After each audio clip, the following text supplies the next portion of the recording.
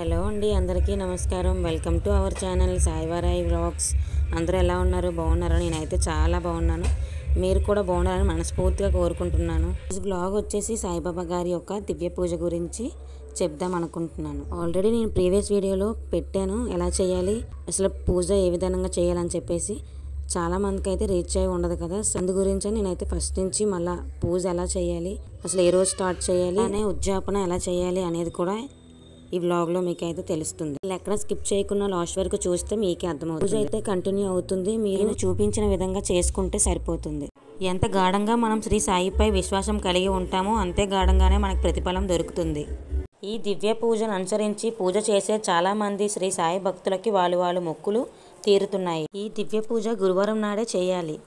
మనము ఈ పూజని మొదలు పెట్టే ముందు 5 కానీ 7 కానీ 11 కానీ 21 కానీ గురువారాలు పూజ చేయడానికి మన మనసులోని సంకల్పం చేసుకోవాలి. మనము ఈ దివ్య పూజ చేసేటప్పుడు కేవలం స్త్రీలు మాత్రమే కాదు, పురుషులైనా పిల్లలైనా కూడా ఈ పూజను చేసుకోవచ్చు. మనకి చాలామందికి ఏంటంటే డౌట్స్ వస్తూ ఉంటాయి, జాతి మత కుల ఇలా ఏమీ లేకుండా పూజ చేసుకోవచ్చు అని చెప్పి. ఆ బాబా గారికి అలాంటిది ఏమీ ఉండదండి. శ్రీ సాయి దివ్య పూజ చేసేటప్పుడు జాతి మత కుల ధర్మ భేదాలు లేకుండానే ఎవరైనా సరే ఈ పూజను చేసుకోవచ్చు. మనము ఈ పూజ చేసేటప్పుడు సంపూర్ణ శ్రద్ధ కలిగి మరి ఒక పవిత్రమైన భావనతోనే చేసుకోవాలి. మనం ఈ దివ్య పూజ ఉపవాసం చేసి చేయకూడదు. ఏంటంటే దివ్య పూజ చేసిన వాళ్ళు పళ్ళు పలహారాలు లేదంటే భోజనమైనా తీసుకోవాలి. మన ఈ దివ్య పూజ చేసేటప్పుడు ఏమీ తినకుండా అసలు చేయకూడదండి. అది గుర్తుపెట్టుకోండి. బాబా పూజ చేద్దాం అనుకున్న వాళ్ళు. బాబా గారికి ఉపవాసం చేయటము ఇష్టం ఉండదు. ఎందుకంటే బాబా గారు చెప్పేవారు, ఎవరైనా ఖాళీ కడుపుతో నన్ను నమస్కరించి నా పూజ చేస్తే నేను ఆ పూజను స్వీకరించను అని అనేవారు. సో అందుకే మనం ఏంటంటే మనం పూజ చేసే ముందు కొంచెం వాటర్ కానీ లేదంటే పాలైనా సరే తీసుకొని మనం పూజ అనేది ప్రారంభం చేసుకోవచ్చు. అలానే ఒకసారి మొక్కుకున్న దివ్య పూజ పూర్తి చేసుకున్న తర్వాత మరి ఒకసారి కానీ ఎన్నిసార్లు అయినా కానీ దివ్య పూజ సంకల్పం చేసుకొని పూర్తి చేసుకోవచ్చండి. మనం మధ్యలో ఏదైనా గురువారం మీరు మాసధర్మం వల్ల పూజ చేయలేకపోవచ్చు, ఆ గురువారం లెక్కలోనికి తీసుకోకూడదు. తర్వాత వారం మనం పూజని కొనసాగించుకోవచ్చు. మొత్తం కలుపుకొని మొక్కుకున్న గురువారాలు పూర్తి చేయాలి. ఈ గృహంలోనే పూజ సంకల్పించుకొని చేసుకోవాలి. నేను ఇక్కడ వచ్చేసి బాబా గారికి ఎక్కడైతే కూర్చోబెట్టుకుందాం అనుకుంటున్నానో అక్కడ అంతా క్లీన్ చేసి ఇలా పసుపు రాసి బొట్లై పెట్టేసుకున్నాను. నెక్స్ట్ పీట కూడా క్లీన్ చేసుకొని బొట్లై పెట్టేసుకొని ముగ్గులై అయితే పెట్టేసి పక్కనైతే పెట్టేసుకున్నాను. నెక్స్ట్ వచ్చేసి ఫొటోస్ అలాగే బాబా గారి విగ్రహం కూడా నీట్గా క్లీన్ చేసుకొని బొట్లు అయితే పెట్టేసుకున్నాను. తర్వాత పూజకు కావాల్సిన సామాన్లన్నీ కూడా బొట్లతో పెట్టేసుకొని పక్కనైతే పెట్టేసుకున్నాను. నెక్స్ట్ వచ్చేసి ఇంకా ప్రసాదాలకు అయితే ప్రిపేర్ చేస్తున్నాను అనమాట. ఒక పక్క రెడీ చేస్తూనే ప్రసాదాలకు కూడా ప్రిపేర్ చేసుకుంటున్నాను.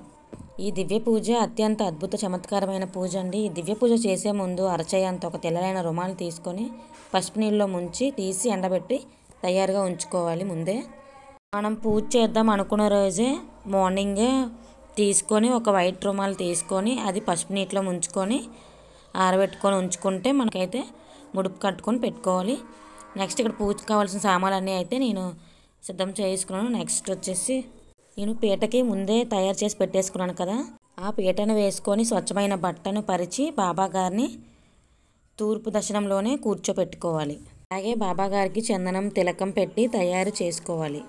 మన శ్రద్ధ భక్తి శక్తిని బట్టి సుగంధ పుష్పాలని మాలగా చేసి బాబా గారి మెడలో వేసుకోవాలి. అలానే బాబా గారి పూజలో శ్రీ గణేష్ మరి మీ యొక్క కులదేవ లేదంటే దేవత యొక్క ఫోటో అయినా మనం కూర్చోపెట్టుకోవాలి.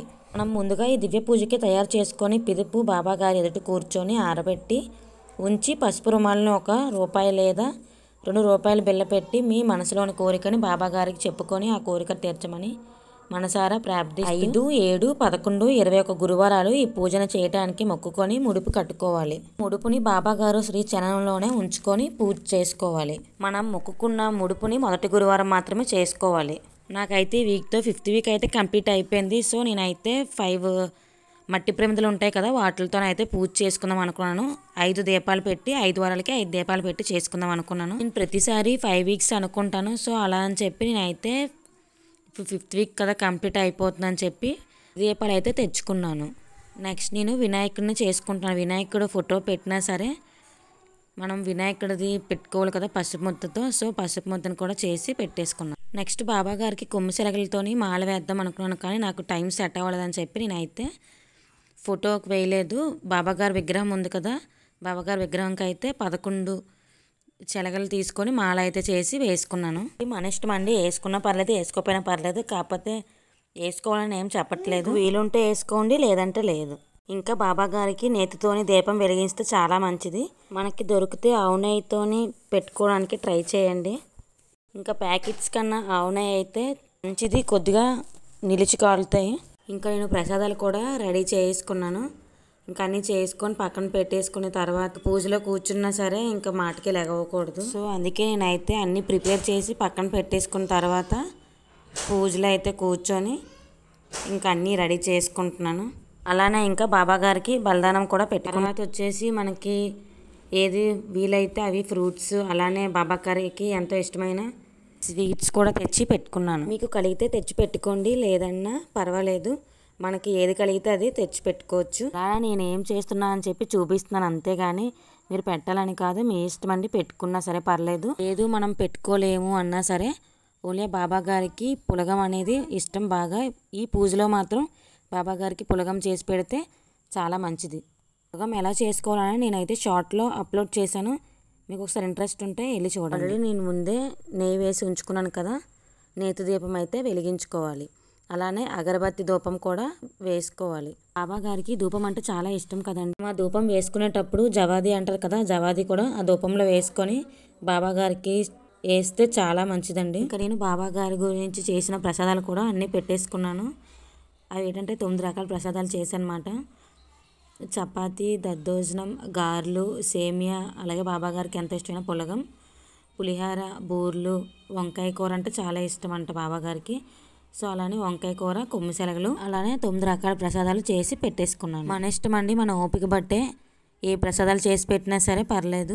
మనం చేసే ప్రసాదాల్లో కంపల్సరీగా పులగం అనేది చేసుకోవాలండి. అనే దివ్య పూజ చేసే ముందు మన వద్ద కొన్ని విడి పువ్వులు ఉంచుకోవాలి. ఈ పుస్తకంలో మనకి ముందుగా ఇచ్చిన శ్రీ సాయి స్వరూపక నమస్కారం చేసుకోవాలండి.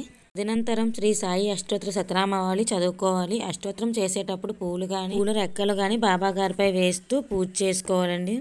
మరియు ఈ దివ్య పూజలో ఇవ్వబడిన 6 అధ్యాయాలు చదువుకోవాలి. అలానే శ్రీ సాయి బాబా గారి పూజలో బాబా ఎదురుగా కూర్చొని ఈ పూజ అనేది చేసుకోవాలి. మనము ఈ పూజలో ప్రసాదంలో కిచిడీని పెసరపప్పుతో చేసిన పులగం నైవేద్యమే పెట్టుకోవాలి. మనలో ఏంటంటే చాలామంది అయితే బాబా గారు దివ్య పూజ అయితే చేస్తున్నాం, కానీ ఒకసారి 2 సార్లు చేస్తే మన కోరిక తీరుతాయా అని అయితే చెప్పలేము. ఎందుకంటే ఈ పూజ మనం ఎలా చేస్తామంటే ఒకళ్ళు చేస్తున్నారు మనము చేస్తే మనకి ఆ కోరిక దేవుడు తీరుస్తారేమో అని చెప్పి చాలామంది అయితే చేస్తూ ఉంటారు. కానీ చెయ్యాలనుకుంటే అసలు ఈ పూజ అనేది స్టార్ట్ చేయొద్దండి. బాబా గారిపై నమ్మకం ఉంటేనే పూజ అనేది స్టార్ట్ చేయండి. ఈ పూజలోనే చాలా మంది ఎలా అనుకుంటామంటే మనం చేసే ప్రార్థనలోనే భగవంతుడు చేరుతుందా, అలానే భగవంతుని సాక్షాత్కారం మనకి నిజంగా కలుగుతుందా అన్నట్టు ఫీలింగ్స్ అయితే వస్తూ ఉంటాయి కదా. అయితే తప్పకుండా చేరుతుందండి, అలానే తప్పకుండా అయితే కలుగుతుంది. అయితే మన ప్రార్థన ఎలా ఉండాలంటే అనంతమైన విశ్వాసంతో కూడినదై ఉండాలి. అంతేకాకుండా దానికి భక్తి తోడై ఉండాలి. మనకి భగవంతుని సాక్షాత్కారం కలిగేందుకు మనసు ఒకటి సాధనం అవుతుంది. అంతేకాకుండా అక్కడ నిత్యం స్మరించి తరించి అన్ని పాదాలకి శిక్షణ ఇవ్వాలి. అదే క్రమంగా భగవంతుని పట్ల తప్పని పెరిగి ఒకనాటికి చైతన్యవంతంగా నిజ సత్యాన్ని పొందగలం మనం. అప్పుడు మనకి తప్పకుండా అయితే భగవంతుని సాక్షాత్కారం అయితే కలుగుతుంది. గురువు పాదాల వద్దకి 1,000,000 మంది వచ్చి వెళ్తూ ఉంటారు, కానీ అంతేకాకుండా కొంతమంది అయితే ఆ పాదాలకి అంకితమైపోతూ ఉంటారు. ఎందరో వస్తారు, కొద్దిమంది చూసి వెళ్ళిపోతారు, కొందరు ప్రశ్నిస్తారు, మరో కొందరు వేచి చూస్తారు, అతి కొంతమంది ఆగిపోతారు. ఎందుకంటే గురువు సన్నిధి అంటే వారికి మనకి ఒక సమాధానం, ఒక ఆడంబరం, ఒక ఆప్యాయం, అలానే ఒక ఆస్వాదనం. అందుకే కదండి ఓ నిజమైన శిష్యుడు గురువు జీవనం, గురువు స్వరూపం అని. నిజంగా ఆయన్ని ఆరాధించడం అనేది మన ఆత్మకి ఒక ఆహారం, ఎప్పటికీ మరవకండి. కానీ ఈ పాప పుణ్యాలు అంటే ప్రత్యేకంగా ఏమి ఉండవు. మన వల్లే ఒకరు బాధపడితే అది పాపం, మన వల్ల ఒకరు సంతోషంగా ఉంటే అదే కదండి పుణ్యం. ఇప్పుడు మనుషులు ఎలా అంటే అవసరం తీరిపోయిన తర్వాత వీళ్ళతో మనకేంటి పక్కన పెట్టే మనుషుల మధ్య బతుకుతున్నాం కదా. అందుకే ఏంటంటే ఎవరు విలువ ఇవ్వలేదని నీ విలువ తగ్గదు కదా. అలానే నీ జీవితం నీకే విలువైనది. విలువ లేని చోటు దగ్గర విలువ ఇవ్వాలని మనుషులు దూరంగా ఉంటేనే భవిష్యత్తులో నువ్వు అనుకున్నది తెలుస్తుంది, అలానే నీ విలువ ఏంటో అర్థమవుతుంది. అలానే మీరు ఎప్పుడైనా అలా బాధగా ఉన్నప్పుడు బాబా గారికి ఇలా దివ్య పూజ చేసుకున్నారంటే చాలా మంచి అయితే ఉంటుంది. అలానే ఇంకా బాబా గారికి అయితే పూజ అయితే కంప్లీట్ చేసుకున్నాను. కొబ్బరికాయ అయితే కొట్టేసుకొని బాబా గారికి అయితే పెట్టేశాను. నాకు చూడండి కొబ్బరికాయలో పువ్వు అనేది వచ్చింది. అలా పువ్వు వస్తే అదృష్టం అంట కదా, మీలో ఎంతమందికి విషయం తెలుసో నాకు కామెంట్ చేయండి. ఇంకా బాబా గారికి అయితే హారతి అయితే ఇచ్చేసుకుంటున్నాను. ఇంకా పూజ అయితే మొత్తం అంతా బాగానే సక్సెస్ఫుల్గా కంప్లీట్ అయితే అయిపోయింది. సో నాకు ఇక్కడ వచ్చేసి ఇవాళ ఉద్యాపన రోజు కదా, అదే ఉద్యాపన ఎలా ఇవ్వాలని చెప్పేసి కూడా నేను ఇప్పుడు చెప్తాను, జాగ్రత్తగా వినండి. మనము మొక్కుకున్న గురువారాలు పూర్తి అయ్యేటప్పటికి ఆఖరి గురువారం నాడు ఈ పుస్తకాన్ని ఇచ్చే రీతిలో ఉద్యాపన చేసుకోవాలి. గురువారం నాడు ముత్తైదువులకు కానీ, ఆడపిల్లలకు కానీ, మగవాళ్ళకి కానీ, పిల్లలకైనా పెద్దలకైనా ఎంతమందికైనా మీరు పిలవగలిగితే అంతమందికి పిలిచి కిచడీని ప్రసాదంగా ఇచ్చి పుస్తకాన్ని కానుకగా ఇవ్వగలము. మీ ఇష్ట ప్రకారంగా 5 కానీ, 11 కానీ, 21 కానీ, 51 కానీ, 101 కానీ ఎన్ని పుస్తకాలైనా మనం పంచుకోవచ్చు. మనము బాబా గారి మహిమ చాటి చెప్పి ఈ దివ్య పూజ పుస్తకం ఎవరికైనా ఎన్నైనా సరే పంచుకోవచ్చు. అలానే మనం ఎన్ని ఎక్కువ పంచగలిగితే అంత ఎక్కువ ఫలితం అనేది మనకి లభిస్తుంది. శ్రీ సాయిబాబా గారి ఆశీర్వాదం ప్రాప్తిస్తుంది. అంతేకాకుండా శ్రీ సాయి దివ్య పూజ ద్వారా అందరూ సుఖ, శాంతి, సమృద్ధి, విద్యా, బుద్ధి, ఆరోగ్య, ఐశ్వర్యములు ఆశీర్వాద రూపంలో పొందగలగాలని నా యొక్క అభిలాషం అండి. అలానే ఇంకా ఈవినింగ్ కూడా సేమ్ అలానే పూజ చేసుకోవాలండి. ఒక చిన్న విషయం మీతో షేర్ చేసుకుందాం అనుకుంటున్నానండి. ఒక సిస్టరు ఆవిడ బాధ గురించి అయితే నాతో కామెంట్ రూపంలో అయితే షేర్ చేసుకున్నారండి. ఆవిడ గురించి కూడా నేనైతే ప్రేయర్ అయితే చేసుకున్నాను. ఆవిడకి ఇచ్చే సందేశం నేను ఇప్పుడు చెప్తాను, వినండి. తల్లి, నీకెందుకు ఆ దిగులు, కన్నీళ్లు తుడిచే నా వైపు చూడు. ఈ ప్రపంచంలో ఏది శాశ్వతం కాదు, నీ కష్టాన్ని కూడా అంతే. ఎదిరిన ధైర్యంతో నా వైపు సంపూర్ణ విశ్వాసంతో ముందుకి సాగు. నేనుండగా నీకు భయమెందుకు, నీ ప్రతి అడుగులోని నేను నీతో తోడుగా ఉంటాను. ఎప్పుడైనా గుర్తుంచుకో, శ్రద్ధ, సబూరి అనేవి చాలా ముఖ్యం. ఓపికతో ఉండు, నీకంతా మంచే జరుగుతుంది. నీ భారమంతా నాపై మోపి నిర్భయంగా నీ కర్తవ్యాన్ని నువ్వు నిర్వహించు, మీకు అంతా శుభమే జరుగుతుంది. అలానే ఇది మీ సాయి మాట, అలానే ఇది మీ సాయి సందేశం. అలానే బాబా గారు మీ కోరిక తప్పకుండా తీరుస్తారు. మీరు బాబా గారిపై విశ్వాసం ఉంచుకోండి. మీరు బాబా గారిని నమ్ముకుంటే మీకు అంతా మంచి జరుగుతుంది. మీరు బాబా గారికి దివ్య పూజ చేశారంటే మంచి ఫలితం అయితే లభిస్తుంది. ఇది బాబా గారి యొక్క సాయి దివ్య పూజ. ఈ వ్లాగ్లో వచ్చేసి నేనైతే అంతా క్లారిటీగా చెప్పాను. మీకు ఎక్కడైనా ఏదైనా మిస్టేక్ కనిపిస్తే నాకు కామెంట్ చేయండి. మీకు వ్లాగ్ నచ్చిందని అనుకుంటున్నాను. ఇది శ్రీ సాయి దివ్య పూజ ఒక చమత్కారం. అనంతకోటి బ్రహ్మానాయక రాజరాజ యోగిరాజ పరబ్రహ్మ శ్రీ సత్యానంద సద్గురు సాయినాథ్ మహారాజ్కి జై. Thanks for the watching the video.